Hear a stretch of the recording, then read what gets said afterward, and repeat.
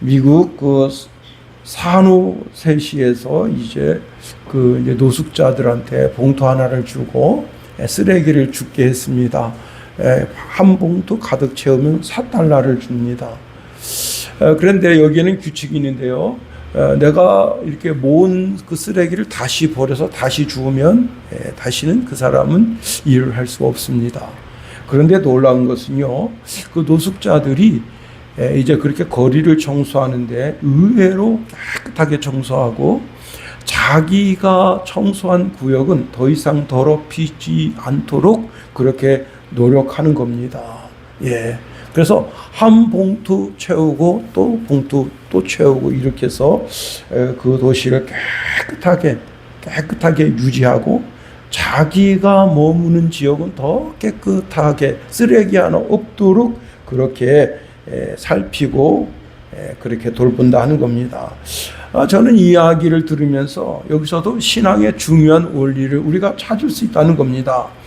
자신이 깨끗하게 치운 것을 더럽히고 어지럽히지 않으려고 노력하는 것은 신앙인의 자세와 같습니다. 우리가 예수님을 몰랐을 때는 세상 죄에 취해서 막 살아요. 그러나 복음을 듣고 이젠 성도가 되었습니다. 그러니 이젠 세상의 더러움을 피해야 하는 거예요. 옛 생활로 돌아가는 것은 참으로 어리석은 삶이다 하는 겁니다. 우리가 세상의 죄악된 삶으로 돌아가서 그 죄악된 삶에 얽매이고 내 신앙 양심이 늘 죄에 눌려서 사는 사람이라면 차라리 그 사람은 믿지 않았을 때가 더 나을 뻔했다 하는 겁니다. 예수를 믿고도 우리가 계속 죄악 가운데 머물러 있다면 그 사람은 심각한 영적 어둠의 상태에 있는 것이다. 베드로 사도는 이를 엄하게 책망하는데요.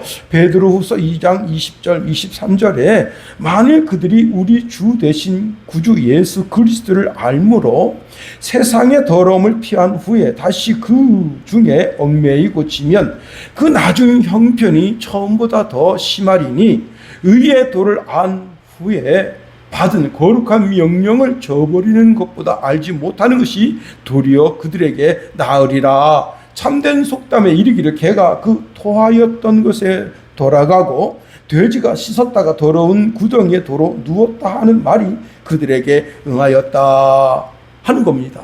예, 그 한 도시의 노숙자만 못한 그런 영성을 가지고 있다면 이게 정말 그리스도이겠는가 하는 겁니다. 더 나아가 자신에게 맡겨진 일에 감사하고 그 일에 최선을 다하고 자기가 그 노숙 생활을 하는 거죠. 노숙 생활하는 그 주변에 쓰레기 하나 없도록 담배꽁초 하나 없도록 그렇게 노력한다는 겁니다. 그러면 우리 그리스도인들은 어떤 삶을 살아야 되겠습니까? 먼저는 내 사업장, 내 직장, 내 집, 내 교회, 사람과 사람을 만날 때도 최선을 다해야 되는 거예요. 더 해도 더할 것이 없을 정도로 최선을 다하는 삶을 살라. 다시 한번 말씀드립니다. 더 해도 더할 것이 없는 최선의 삶을 살라는 겁니다.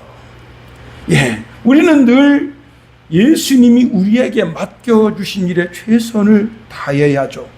그러면 예수님이 맡겨주신 일이 무엇이냐? 바로 복음 전하는 일이라는 겁니다. 바울은 디모데에게 이 시대를 사는 모든 그리스도인들에게 엄히 명한다 말씀하고 있습니다. 그런데 그 전제가 참으로 엄중하다 하는 겁니다. 우리가 1절 2절을 살펴보았습니다. 하나님 앞에 살려고 몸부림치는 성도들, 또 심판의 주가 지금 당장 나를 심판해도 부끄러움이 없는 삶을 사는 성도들, 또한 예수님의 재림을 기다리는 성도들, 오늘 하루를 사는데 하나님의 나라가 내 삶 속에서 이루어지는 성도들, 우리는 대한민국 국민으로 살아갑니다. 동시에 하늘나라 시민으로 살아가는데, 하늘나라 시민으로 살아간다고 하는 것은 하나님의 말씀이 내 삶을 통해서 실현된다. 그렇습니다. 디모데후서 4장 2절에 보니까 너는 말씀을 전파하라. 때를 얻든지 못 얻든지 항상 힘쓰라. 범사에 오래 참음과 가르침과 경책하고 경계하고 권하라 말씀하고 있습니다. 사람들은요, 우리가 그리스도 예수 안에 살면서 복음 전하는 삶을 살 때 나 저 사람하고 좀 교제하면서 좋은 양육약을 받아야지, 그렇게 마음의 문을 활짝 여는 사람도 있지만 때로는 예수 믿는 사람 향해서 손찌검하고 침을 뱉고 때로는 주먹으로 때리고 그런 사람도 있는 겁니다. 그래도 어떻게 해요? 그 사람들에게도 복음을 전해야 한다 하는 겁니다. 왜 그렇게 되죠? 주님 오실 날이 점점 다가오기 때문에 그렇습니다. 우리가 더 전해도 전할 수 없을 정도로 최선을 다해서 복음을 전하는 삶을 살아야 되는 겁니다. 미국의 이제 한 교회에 그 목사님이 하루에 5명씩 전도한대요. 5명씩. 믿든지 안 믿든지 전도지 이제 저녁 식사 끝나고 나서 이제 밖에 나가서 전도하는데, 전도지 이제 5장 들고 나가는데 그날은 비가 억수로 쏟아지는 겁니다. 그래서 이제 목사님이 아들한테 오늘 비가 너무 오니까 집에서 쉬자 그랬더니, 아빠 이런 날 더 가서 전도해야죠. 그래가지고 이 아버지가 네가 목사해라. 그리고 아들이 전도지 들고 나가니까 할 수 없이 쫓아나갔는데, 정말 비 오는 날 저녁에 누가 다닙니까? 안 다니죠. 그래서 그냥 동네 한 바퀴 쭉 돌고 오다가 보니까 어떤 할머니 한 분 계십니다. 전도지를 주고 할머니 예수 믿으세요 하니까 이 할머니가 뜻하지 않게 그래요? 내가 사실 이사 온 지 얼마 안 됐는데 교회를 찾고 있었는데 그렇게 해서 한 사람을 그 아들 때문에 전도했다 하는 간증을 들어보았습니다. 여러분, 비 오는 날, 눈 오는 날, 눈보라가 치는 날, 이런 날 쉬어야지. 아닙니다. 때를 얻든지 못 얻든지 그렇습니다. 우리가 사는 삶의 언저리에 내가 만나는 모든 사람들을 그냥 방치하면 안 된다는 거예요. 우리가 그냥 방치하면 그 가정이 무너지고요, 그 자녀들이 복음에서 떠나고 완전 에덴 동쪽 가인의 삶을 살게 되는 겁니다. 어제 이제 뉴스에 부부가 자살했습니다. 난 참 그런 뉴스를 들을 때마다 가슴이 철렁철렁하는데, 이분들이 예수 믿는 분들은 아니겠지. 그런 그 뉴스를 접할 때 그런 마음을 가질 때가 많습니다. 오죽했으면 자살했겠나. 여러분, 예수님 오실 날이 점점점 가까워지는데, 가까워질수록 우리는 좀 더 깨어 있어야 되죠. 그리고 우리가 맡겨진 복음의 사명을 충성스럽게 감당해야 하는 겁니다. 우리 주님 반드시 오신다. 여러분, 구약 성도들의 신앙의 모티브가 뭔지 아세요? 창세기 3장 15절에 여인의 후손을 통해서 메시아가 온다고 하는 그 말씀 붙잡고 그들이 신앙생활한 겁니다. 우리 주님께서 감람원에서 500여 형제들을 보는 앞에서 승천하시며 내가 반드시 오겠다고 약속 주셨습니다. 우리는 구약의 성도들은 초림의 주님을 기다리면서 신앙생활했다면, 우리는 다시 오실 주님을 기다리면서 신앙생활하는 거예요. 신앙의 동기가 똑같다는 거예요. 그렇습니다. 여러분, 주님 곧 오신다. 곧 오신다. 가족에게 전하고 이웃에게 전하고 아직 예수님을 알지 못하는 사람들에게 전하고, 그리고 또 우리가 어떻게 살아야 되죠? 정말 그리스도의 편지로 살아야 돼요. 그리스도의 향기로 살아야 돼요. 그리스도의 빛으로 살아야 되는 겁니다. 오늘 맡겨준 일에 최선 다할 때, 최선을 다하고 주님 앞에 섰을 때 주님이 착하고 충성된 종아 네가 참 적은 것 가지고도 이렇게 큰 일을 했구나 하고 칭찬과 축복이 있게 되는 겁니다. 자, 우리가 오늘 본문에 있는 말씀을 통해서 한번 3가지로 살펴보도록 하겠습니다. 자, 우리가 복음을 전해야 할 이유를 본문에서 말씀하고 있는데, 마지막 때 사람들이 복음을 듣지 않는다 말씀하고 있네요. 3절에 보니까 때가 이르니 사람이 바른 교훈을 받지 아니하며, 참으로 의미심장한 말인데, 때가 이른다. 이 한 구절에 말세의 인간의 윤리적인 삶, 도덕적인 삶, 영적인 삶이 다 무너지고 있다고 오늘 본문에 말씀하고 있는 겁니다. 이렇게 무너지는 삶의 시작이 무엇이냐? 그 마음의 바른 진리, 즉 사람이 초등학교에 가도 뭐가 있죠? 바른 생활, 어떻게 하면 초등학교에 그 학생이 바른 생활을 할 수 있는 생활의 패턴, 지도가 있단 말이에요. 영적인 패턴, 영적인 지도가 있는데 그 바른 진리를, 기준점을 무시하고 자기 마음대로 사는 거예요. 자기 욕심, 본성이 시키는 대로 막 사는 거예요. 자기 스스로가 영적이고 윤리적이고 도덕적인 그 기준을 자기 심령 가운데서 밀어내는 겁니다. 이것이 바로 타락의 시작입니다. 때가 이른다. 이 구절은요, 단순하게 시간이 흐른다는 게 아닙니다. 이 시대는 사람들이 거짓과 타협해서 거짓 세력을 얻게 되고 바른 가르침은 점점 힘을 잃어가는 정말 힘겹고 어려운 시대를 만나게 된다는 겁니다. 그리고 영적인 질서가 급격히 어두워지고 여러분 진리가 외면당하는 결정적인 시점이 오고야 마는 겁니다. 3절 상반절에 보니까 사람이 바른 교훈을 받지 아니하며, 여기 사람이라고 지칭하는 단어에 여러분 이렇게 밑줄을 줘야 되는 거예요. 사람이 여기 여러분 악한 사람이라고 말하지 않았습니다. 이 사람이 그리스도인인지 불신자인지 불특정 다수를 지칭하는 거라 한 말입니다. 그렇습니다. 모든 사람, 지금 신앙생활을 잘하고 있던 사람인데도 먼저 신앙된 자가 신앙이 나중에 점점 떨어져서 별 볼 일 없는 신앙이 되는 거예요. 그리고 오히려 어떤 사람 초신자는 그 신앙이 점점 강해져서 그 신앙이 정말 불타는 신앙이 될 때가 이게 되는 겁니다. 그렇습니다. 바른 교훈을 받지 않는다 했습니다. 이 바른 교훈이 무엇인가? 건강하고 생명력 있는 가르침이라 하는 겁니다. 근데 여기 바르다라고 하는 단어가요, 의학용어로 되어 있습니다. 건강하다, 위생적인, 병들지 않는, 영어로 하이진이라고 하는 단어로 되어져 있는데요. 뜻을 다시 한번 말씀드리겠습니다. 이 바른 교훈이라는 뜻이 뭐냐면 의학용어인데 건강하다, 위생적이다, 병들지 않는다, 그런 뜻을 가지고 있다는 겁니다.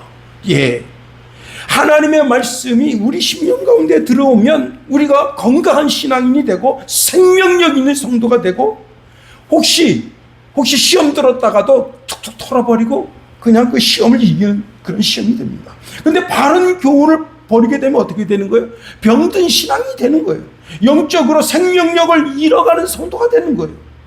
그래서 사도 바울은 바른 교훈을 받지 않는 시대가 된다 말씀하고 있는 겁니다. 그렇습니다.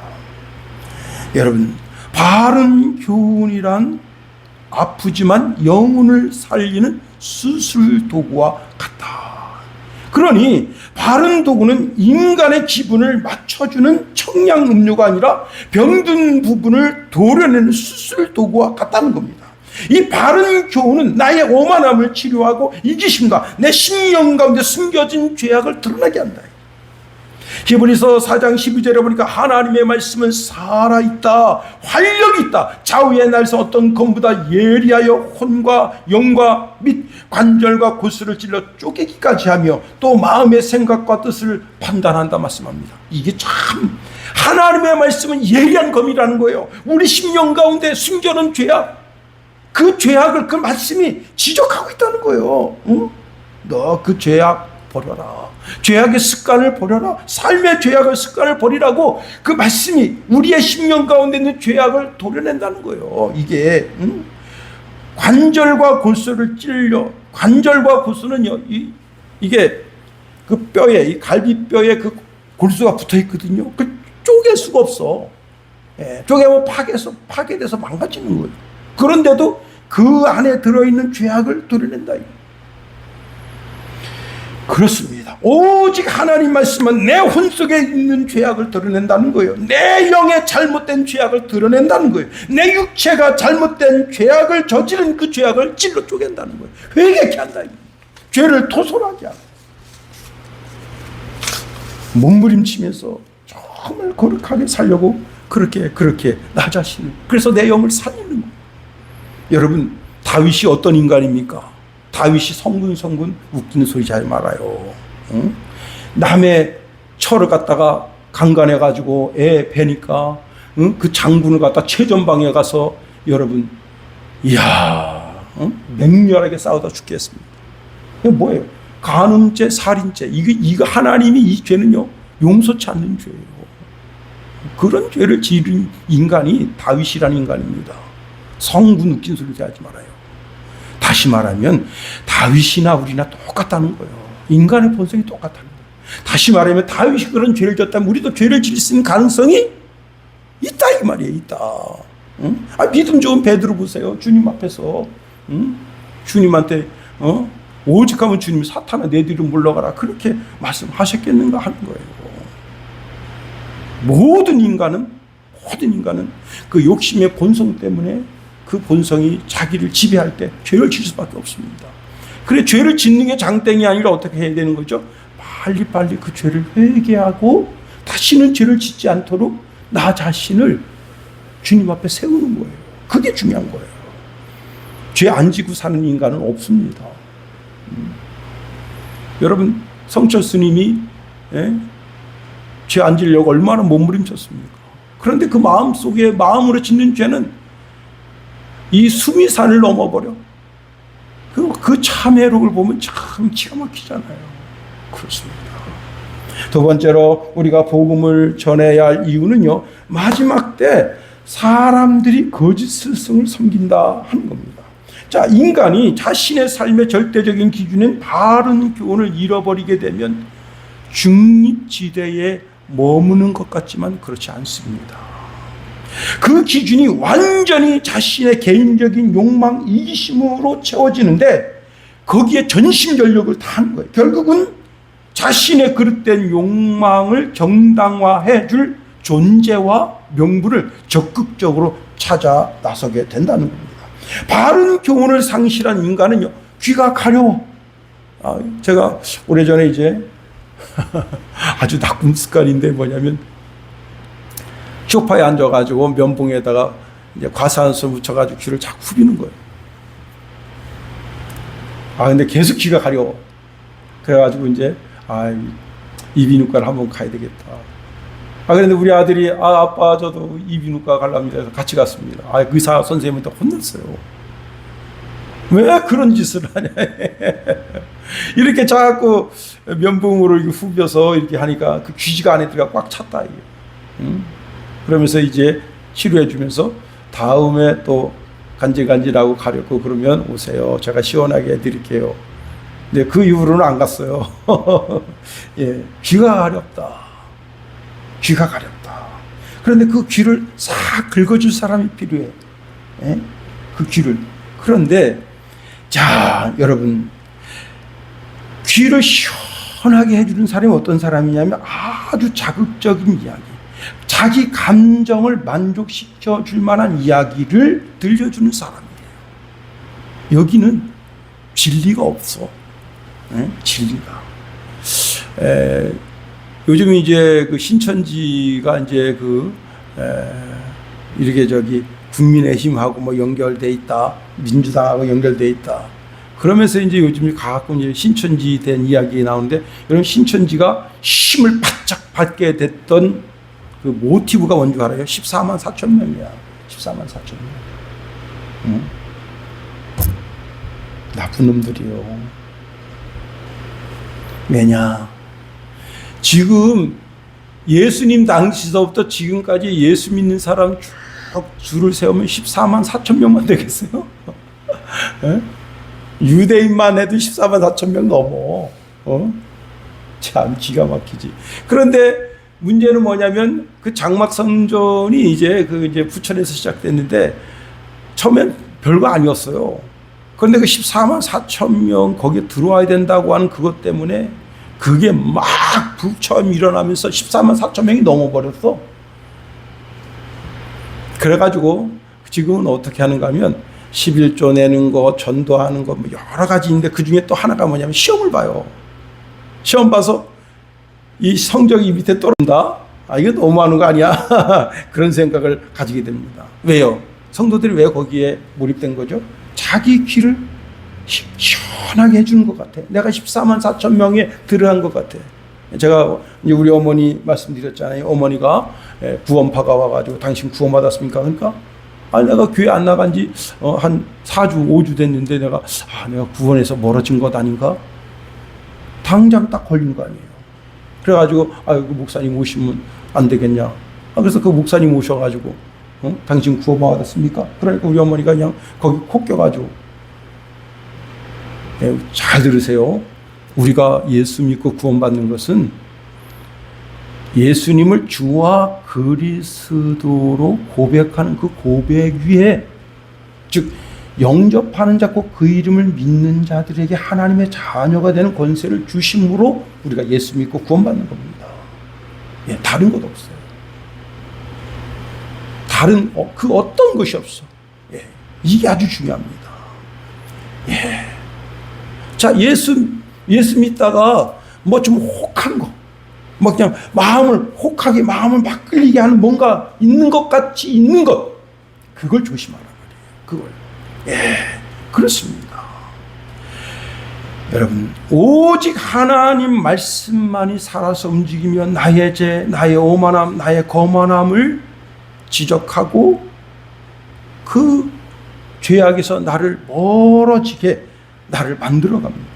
그런데 이런 바른 교훈에는 관심 없고 정말 내 마음에 쏙 드는 그런 설교하는 목사님 없을까? 응? 내 마음을 편안하게 해주는 그런 설교해주는 목사님 없을까? 거기에 딱 빠진데 그게 뭐냐면 자기 사욕에 빠진다. 오늘 성경 본문에 그렇게 말씀하고 있습니다. 자기 사욕을 따른다 했어요. 자신의 마음 중심에 하나님의 뜻, 하나님의 공의, 하나님의 정의, 성실, 하나님의 성실이 들어갈 틈은 없고 자신의 욕망, 사욕이 가득 차게 되는 거예요. 사람이 자신의 마음의 죄악을 떨어내지 못하게 되면 그 죄악이 거기서 역사하기 시작합니다. 그렇습니다. 여러분, 내가 웬만한 죄를 졌는데도 사람이 다 그렇죠. 뭐 그런 죄 질 수도 있죠. 다윗 보세요. 그렇게 뭐 강간죄도 짓고 살인죄도 짓고 하는 다 용서해 주시잖아요. 그런 거 죄 짓고 그냥 마음에 개념하지 마세요. 목사가 그런다면 그 듣는 사람 어떻게 있어? 그렇구나. 내가 앞으로 또 나가 또 똑같은 죄를 짓고 또 회개하면 되지 뭐. 여러분, 그런 잘못된 스승을 많이 둔다는 거예요. 스승은 지식만 전달해 주는 분이 아닙니다. 제자가 잘못된 길로 들어서가면 어떻게 하죠? 붙잡아다가 매를 때려서라도 책망하고 권면하고 매를 들어서라도 바른 길로 인도하는 게 스승인데, 이 사람은 자기 귀를, 간지러운 귀를 시원하게 해줄 사람 스승을 많이 뒀다. 자, 그렇습니다. 여기에 비극이 있다는 거예요. 더 이상 회개하지 않는 거예요. 더 이상 이제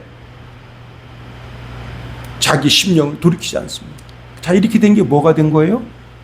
자기가 자기 인생을 주관하는 주관자가 된 거예요. 즉 우리가 예수님을 주와 그리스도로 고백하면서 예수님이 나의 주고 나의 왕이시라고 고백할 때는 그분의 말씀대로 살겠다고 하는 신앙의 결단이 있었던 거예요. 그런데 이제는 신앙의 결단이 필요치 않습니다. 내 마음의 욕심이 나를 끌고 가니까, 욕심이 대한 지 어떻게 죄를 낳고 죄가 장성한 지 어떻게 된다고요? 결국 사망에 이른다 이얘기예요. 그렇습니다. 디모데 후서 3장 16절 17절에 보니까 모든 성경은 하나님의 감동으로 된 것으로 교훈과 책망과 바르게 함과 의로 교육하게 유익하니 이는 하나님의 사람으로 온전하게 하며 모든 선한 일을 행할 능력을 갖추게 하려 함이라. 하나님의 말씀이 내 영혼의 거울이 되는 겁니다. 그런데 그 말씀을 멀리 하게 되면 어떻게 되는 거예요? 결국은 자기 심령 가운데 있는 그 욕심, 욕망이 자기를 지배하게 되는 거예요. 이사야서 1장 5절에 보니까 너희가 어찌하여 매를 더 맞으려고 더욱 패역하느냐 말씀하십니다. 회개하지 않고 계속해서 하나님을 거역하니까 하나님께서 하실 것이 매를 들고 때릴 것밖에 없다. 여러분, 이건 단순한 육체적인 매가 아닙니다. 우리가 하나님의 징계를 받고도 깨닫지 못하고 오히려 죄악 가운데 머무는 완고함을 가지고 있다면 가장 어리석은 성도가 됩니다. 하나님은 우리를 말씀을 보내서 구원하신다 하셨어요. 시편 107편 20절에 보니까 그가 그의 말씀을 보내어 그들을 고치시고 위험한 지경에서 건지시는도다 말씀하십니다. 우리에게 말씀을 보내서 우리를 고치신다는 거예요. 그리고 말씀을 보내서 위험한 지경에서 건지신다는 거예요. 자, 하나님이 매를 드시는 목적은 우리를 멸망시키려는 목적이 아니라 회개하고 돌이키려고, 그리고 올곧은 길을 가도록, 하나님이 내가 거룩하니 너도 거룩한 삶을 살라고 말씀하시는 그 삶의 기준점으로 돌아오게 하도록 우리에게 매를 드시는 거예요. 우리가 하나님의 말씀을 들을 때 그 심령 속에 교훈과 책망과 바르게 함과 나를 의로 교육하도록 해야 하는 거예요. 결국 어떻게 되는 거죠? 내가 하나님의 사람으로 온전한 사람이 되고 선한 일을 행할 능력을 갖추는 사람이 되는 겁니다.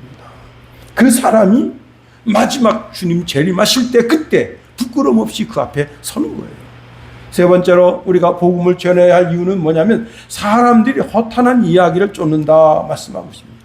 자, 바른 가르침을 버리고 자신의 욕망을 정당화해 줄 스승을 찾아 나선 인간이 최종적으로 영적인 몰락을 하는데 그 모습을 4절에 담고 있습니다. 자, 이들은 진리에서 완전히 돌아섰다. 4절 상반절에 이렇게 말씀하고 있습니다. 또 그 길을 진리에서 돌이켜. 여기 진리라고 하는 것은 이제 3절의 바른 교훈이죠. 즉 하나님의 말씀과 예수 그리스도의 구속의 은혜, 그리고 그분의 모든 말씀을 버렸다. 귀를 진리에서 돌이켰다라고 말씀하고 있습니다. 진리가 무엇이냐? 여러분, 진리를 몰라서 진리에 대한 말씀을 모르는 무지 상태에 있는 자가 아닙니다. 진리가 주는 그 말씀의 무게감에 대한 거부, 그 책임을 회피하려고 하는 그런 이제 상태. 그래서 고개를 스스로 돌려버리는 거예요. 적극적인 거부, 배도, 배척이 일어나는 겁니다. 자, 지금 자신의 안락한 삶, 즉 죄악을 가득한 삶을 바꾸고 싶지 않아서 그 진리를 거부한다. 자, 이렇게 하나님의 진리를 뒤로하고 허탄한 이야기에 몰입한다는 겁니다. 이 허탄한 이야기를 따르리라 말씀하시는데, 우리가 마음의 진리에 대한 적대적인 감정을 가지고 진리를 거부한다면 그 마음 상태가 영적인 공백 상태로 있는 것이 아니라 즉각적으로 마음의 상태가 어떻게 되느냐? 마음은 내가 하나님의 성령을 슬프게 하고 그 심령 가운데 성령의 음성을 듣지 않게 되면 즉각적으로 사단이 그 마음을 지배하는 거예요. 그래서 허탄한 이야기로 채워지는 겁니다. 이 허탄하다라고 하는 단어가 무소스라고 하는 단어인데 신화 허구라는 뜻을 가지고 있습니다.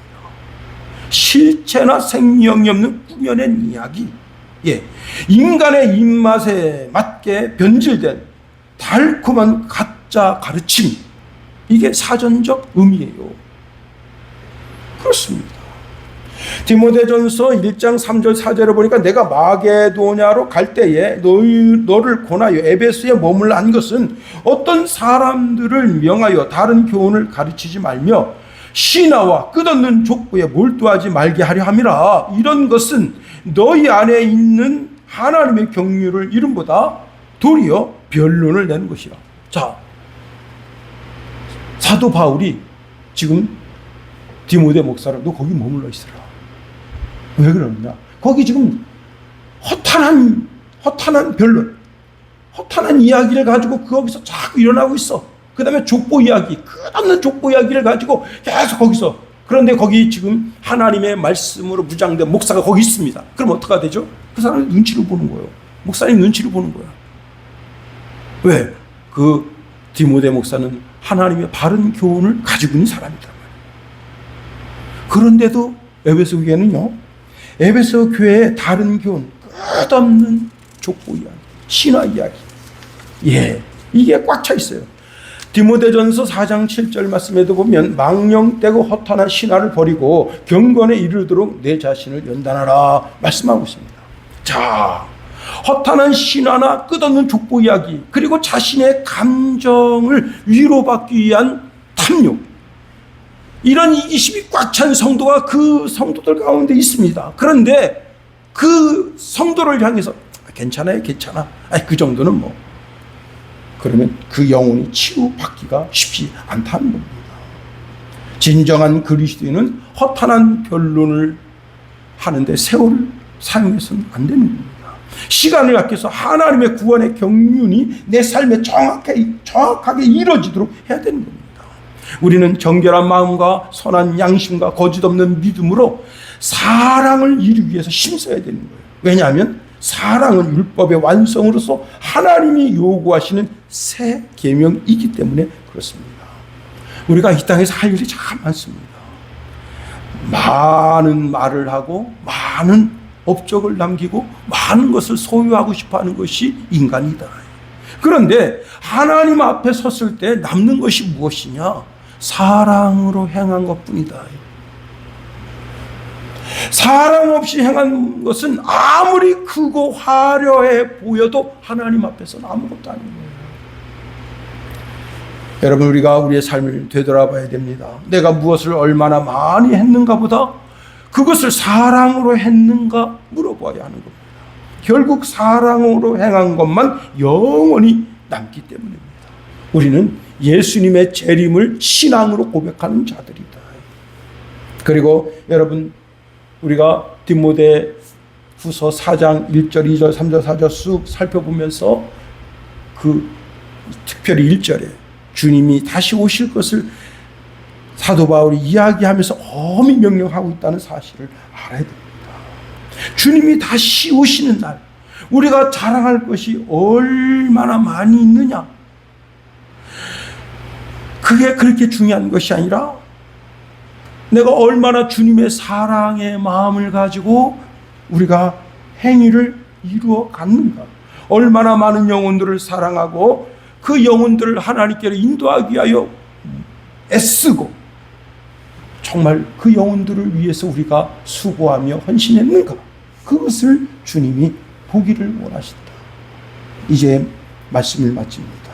여러분, 세상 사람들은 허탄한 이야기, 족보 이야기, 자기 마음을 위로해 줄 만한 그런 어떤 매개체를 끊임없이 요구한다. 그들을 향해서 바른 교훈을 전할 사람은 우리뿐이다 하는 겁니다. 우리가 이 바른 교훈을 전함으로 말미암아 그리스도 예수의 사랑을 온전히 완성하는 주의 백성 다 되게 되기를 예수님의 이름으로 축원해 드립니다. 기도하겠습니다. 하나님, 우리를 붙드시며